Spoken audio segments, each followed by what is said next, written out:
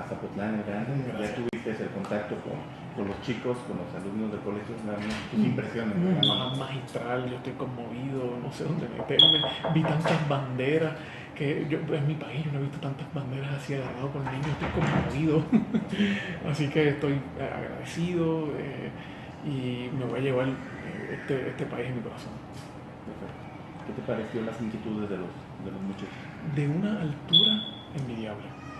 De una altura envidiable. O sea, son preguntas profundas, preguntas que salen del corazón, y eso para mí es lo más importante. Que trabajan con el aspecto técnico y a la misma vez con su preocupación generacional. Así que eso me ha encantado y yo creo que hay ese diálogo cada vez es más importante, ¿no? Yo soy maestro en mi país y doy clases también en la universidad, y sé cuando una pregunta sale del corazón y es profunda, y aquí lo he recibido en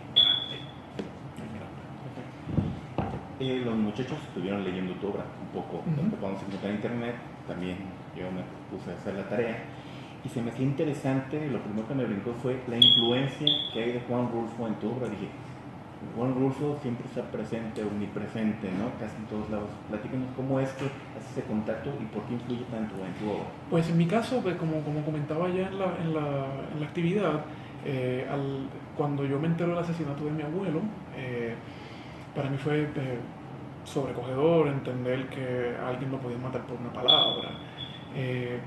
Y tratando de darle vueltas de cómo uno se puede recuperar, cómo uno escucha esos cuentos de mi abuela, porque mi abuela es la que me contaba, y mi papá también, aunque un poco más tarde, ¿verdad? Porque recibió directamente la tragedia, se quedó sin papá. Pero cuando yo leí Diles que no me maten, para mí fue espectacular porque me pareció que estaba viendo a mi abuelo. Y yo quedé impactado. Yo dije, pero si este es mi abuelo y está en México, esto es México, y me está hablando a mí, ese monólogo. Y desde ahí en adelante no dejo de leerlo, lo leo todos los años, lo enseño con mucho gusto.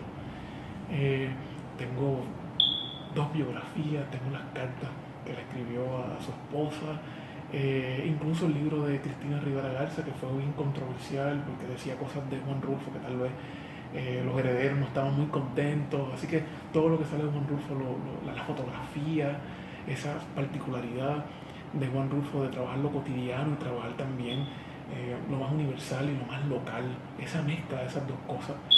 Aparte de eso, que como yo recibí el boom latinoamericano de parte de García Márquez, hay una anécdota famosa que le dicen a García Márquez, toma, lee esto. Y fue Augusto Monterroso quien se lo mostró.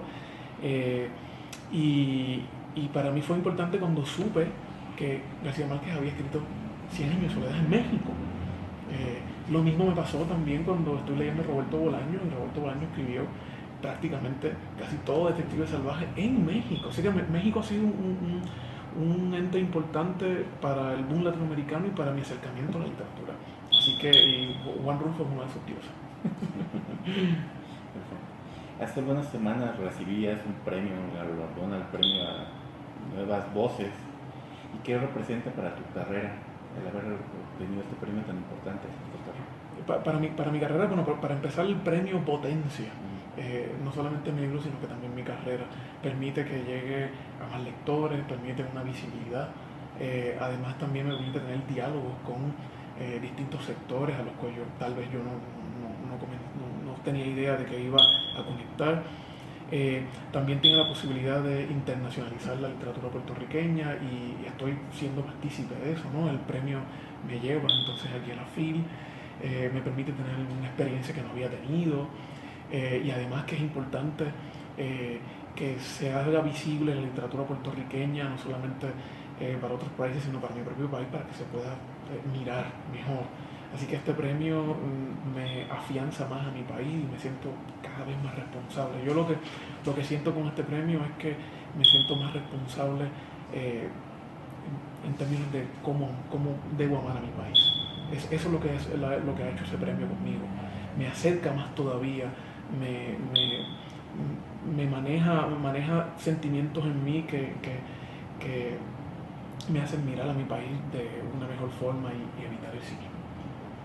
¿Qué les falta a la literatura, sobre todo de Costa Rica, para repercutir más en nuestro país? Porque de repente como que se pierden los nombres, lo comentábamos hace unos minutos, Sí. buscamos autores, buscamos a ti, y de repente no aparecen, no llegan. ¿Qué es lo que está pasando ahí en esa vinculación? Pues bueno, está pasando a nivel global también, no solamente pasa con mi país. Hay autores que se publican en México, tal vez en una editorial que no llega a Argentina, y viceversa, ¿no? De autores argentinos que no llegan acá. Pero en mi país lleva más tiempo pasando porque no hay una industria del libro bien manejada. Es decir, el gobierno no tiene un mollero cultural porque le tiene miedo a la cultura. Así que yo creo que lo que le falta a Puerto Rico es que tanto el gobierno como las instituciones privadas le den un buen apoyo a la cultura, que se pueda establecer un proyecto de internacionalización, que nos conozcan en otros sitios, que nuestros libros lleguen a otros países, ya sea por editoriales grandes o pequeñas, pero que lleguen. Para mí ha sido bien sobrecogedor buscar los libros de mis colegas escritores en las editoriales acá, en la FIL, y no encontrarlos. Para mí ha sido un choque, y yo creo que eso me lleva a mí a luchar y a tratar de establecer más conexiones entre países para que nos lean. En Puerto Rico se escribe muy buena literatura como en otros países, y yo creo que merece que se conozca. No lo digo por mi literatura, sino lo digo por mis maestros. Claro. ¿Pero qué tanto pueden influir las redes sociales, el internet, para dar esa apertura? Ayuda. Pero yo soy de los que creen en la materialidad del libro. Yo cuando voy a una librería, abro el libro y lo huelo. Obviamente se mueve, ¿no? El viejo tiene su olor también, ¿no? Pero yo creo mucho en la materialidad. Claro, las redes sociales son importantes, y las redes sociales han potenciado la visibilidad de la literatura. Yo conozco gente de Nueva York que vio el título del libro y dice: yo soy de Levittown, yo quiero comprar ese libro, y lo compra, ¿no? Así que las redes sociales son claves para llegar a un público no solamente joven, porque Facebook literalmente se ha convertido no en la red social de los jóvenes, sino también la red social de los ya más viejos, ¿no? De mis papás. Así que muchos de mis lectores también son gente que vive en Estados Unidos y que quiere saber, que quiere estar en contacto, lo ve por internet, lo ve en alguna página y quiere entonces comprarlo. Pero, por ejemplo, ahora mismo que se agotó y no está disponible, pues entonces no lo puede conseguir aunque el internet esté disponible. Así que hace falta la materialidad, hace falta que el libro esté disponible físico y también digital. Enfocándonos un poco más en tu obra y presentemente en tu libro Levittown, encontramos, o lo que pude encontrar, fue que hay una crítica severa a la situación de tu país, ¿no? Esas desigualdades, a lo que muestra. Platícanos sobre los 4 o 5 cuentos que son, ¿no? Sí, claro. Cada uno de esos 5 cuentos, los personajes principales están pasando por alguna situación económica muy parecida a la situación económica en la que yo paso. Por ejemplo, ese libro de cuentos comienza un buen día en que el banco va a mi casa a llevarse uno de mis carros. Y el gruero se lo lleva porque yo no lo puedo pagar más. Y el gruero era de Levittown. Y mi hija estaba conmigo al lado. Y yo empiezo a explicarle el asunto de que el carro no es de nosotros, que todo yo se lo debía al banco, que pues yo me quedé sin trabajo y entonces pues no pude pagar el carro por un tiempo, y que el banco entonces se lo va a llevar. Y el gruero se acerca y hablamos, habla con mi hija, yo hablo con él y me dice que es de Levittown y que es cerca de donde yo vivo. Y ahí fue que yo empecé a dar vueltas acerca de por qué no hablar de Levittown, que es el proyecto social de suburbio que básicamente arropó los sueños de los baby boomers en mi país, es decir, de mis papás.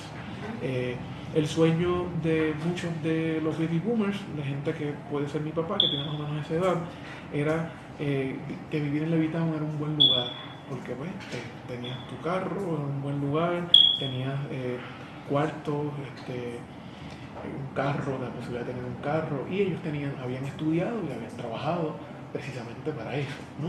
Pero cuando nos tocó a nosotros, que quisimos hacer exactamente lo mismo.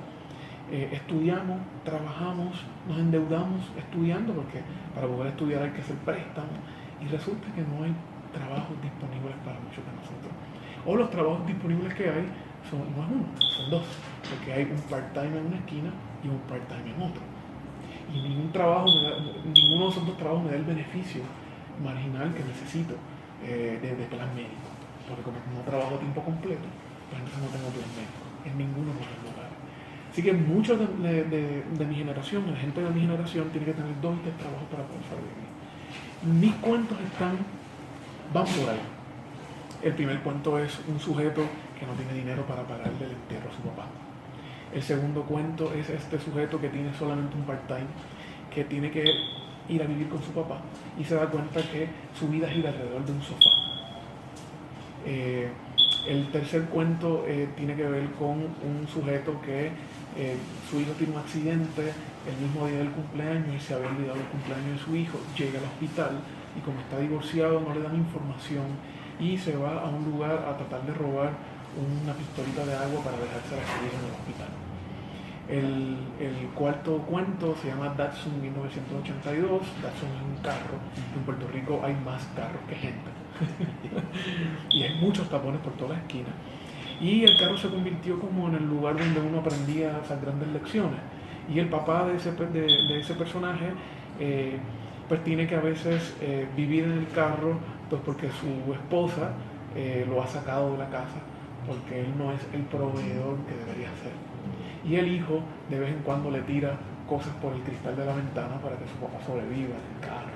Le tira pan, le tira cartas, y hacen una especie de conexión entre padre e hijo. Y el carro es bien importante, es medular. Y el quinto cuento, pues, se llama Amarillo, del cual van a hacer un cortometraje pronto. Tiene que ver con un sujeto que se divorció y que están a punto de vender la casa, pero viene el novio de su mujer a recoger las cajas y entonces él pues siente una conexión amable con él, pero entonces suena el teléfono y tienen que ir a llevarse a su papá que está en un asilo porque se ha puesto violento y entonces se lo tienen que traer a la casa. Y esa llegada de su papá que tiene Alzheimer hace una nueva conexión entre su ex esposa y él otra vez. Entonces pues ahí está el divorcio, los trabajos de los dos, etc. De alguna forma todos mis personajes están atravesados por la precariedad laboral de los últimos 10 años. Entonces la utilización de la literatura para reflejar la realidad y hacer la crítica. Exactamente, entonces por ahí va. Hay grandes maestros que lo han hecho, yo no soy el único. Así que yo utilizo también esa estrategia de otros grandes escritores para trabajar ese asunto de la precariedad como una crítica, pero no solamente como una crítica política o económica, sino también una forma de sembrar un poco de esperanza en sus personajes, porque los cuentos no son trágicos, los cuentos tienen algo de esperanzador. Hay una especie de ironía conmovedora o una ironía más tierna. Hay ironía, pero no es una ironía mordaz. Es una forma de lograr, de ver cómo lo cotidiano refleja esa epifanía que todos buscamos en la vida.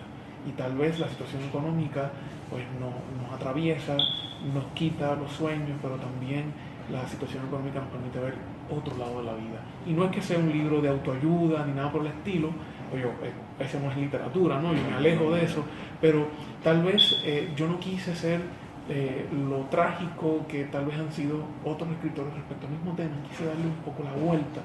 Claro, la ironía y la apertura y la ambigüedad me ayudan a manejar los tonos grises, y por ahí vamos a ver el cuento. A la hora porque también te has metido a la cuestión periodística, ¿qué tanto cambia la creación y la forma de escritura de la literatura a tus columnas? Ok, la construcción es parecida, es decir, lo que pasa es que las columnas me ayudaron a pulir mi escritura. La columna que al principio yo publicaba solamente tenía yo un espacio de 320 palabras, así que yo tenía que contar lo que sucedía en mi país de forma libre en 320 palabras.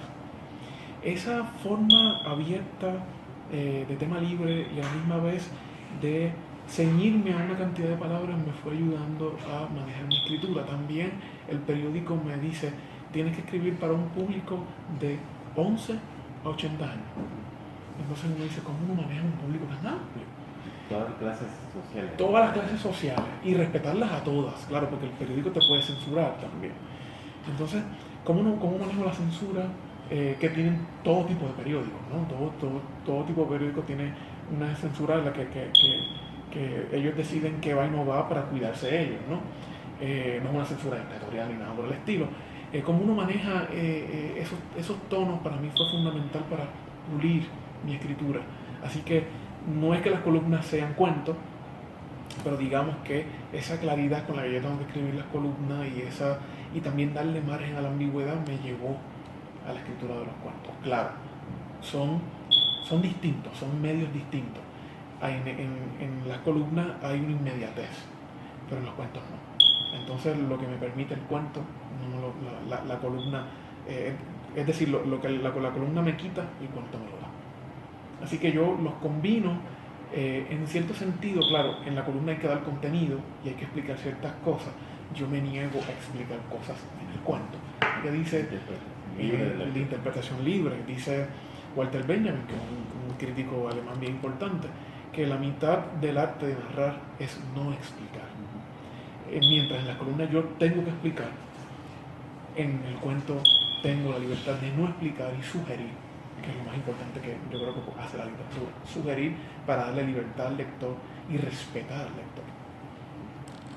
Platicabas hace un momento que conoces la obra de José Arriola, aquí en su tierra natal, estamos en su centenario. ¿Qué nos puedes platicar? ¿Cuál es tu visión de él? ¿Qué te gusta de él? Mi libro favorito de Arriola es Confabulario. Me encanta. Me gusta también El Bestiario. Es un libro magnífico. Lo que me gusta de él es precisamente cómo juega con el mito, la fábula y el cuento.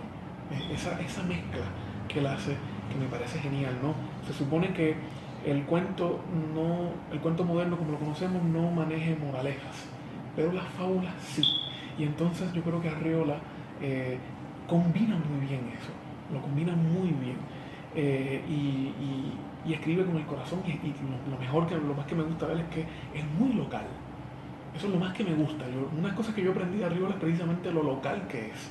Es decir, se puede escribir local, porque lo local es universal, ¿no? Entonces eso es lo más que me gusta de Arriola, que me permite tal vez conocer un país que no conozco desde la fábula, pero también desde el realismo. Y esa combinación me parece fundamental.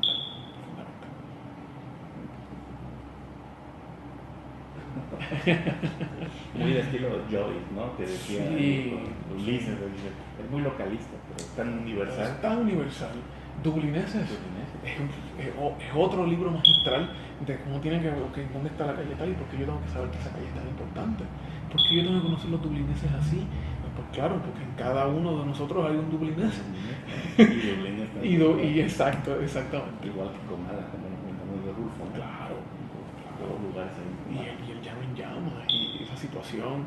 No, es que la literatura mexicana para mí ha sido bien importante, bien importante. De repente como país perdemos esa noción de lo que hablabas, la hospitalidad, México como un receptor, un recibidor y un apoyador de toda América Latina, y que de repente en este momento se pone tela de juicio por lo que pasa con nuestros compañeros hondureños, hermanos, claro, que están en una necesidad de querer pasar, y que aquí en México estamos ante esa situación de lo recibimos, pero le ponemos trabas, sí. ¿no? O si no, surge algún mito de que esto lo está financiando alguien, y entonces uno dice, pero ¿cómo es posible que estemos discutiendo eso ahora? Lo que hay es que ser hospitalarios, ustedes han sido hospitalarios y lo siguen siendo, ¿por qué ahora no? Y uno pues le da furia, le da molestia, y uno trata de entender.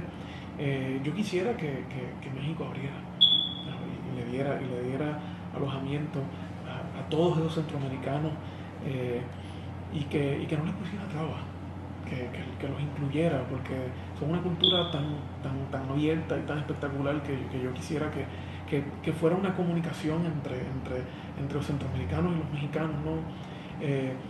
Y pues, por cierto, sí, insisto en que deben ser hospitalarios. Hay, los relatos bíblicos hablan precisamente de eso, ¿no? A Sodoma y Gomorra le da un castigo no es por ningún tipo de pecado, sino por no ser hospitalario. Y yo creo que hay que retornar a eso, ¿verdad? Tal vez no tenemos que mezclar con la religión, pero yo creo que tenemos que volver a lo más elemental. Y yo quisiera que mañana abrir el periódico y decir, se acabó la caravana. Se acabó la caravana, son bienvenidos y estamos aquí para ustedes y los vamos a ayudar. Yo quisiera que, para mí eso sería una gran noticia. Una gran noticia que incluso sería una gran noticia para contrarrestar la política de Trump. Mira, aquí somos hospitalarios. Mira, a ver cómo tú aprendes la hospitalidad. Sí, porque al final de cuentas, pues, Estados Unidos se ha creado a partir de todas esas migraciones. Exactamente. ¿Algo más que me quieras comentar ya para concluir? Para concluir, bueno, que otra vez yo estoy más que agradecido, estoy conmovido por estar aquí y muchas gracias por la oportunidad.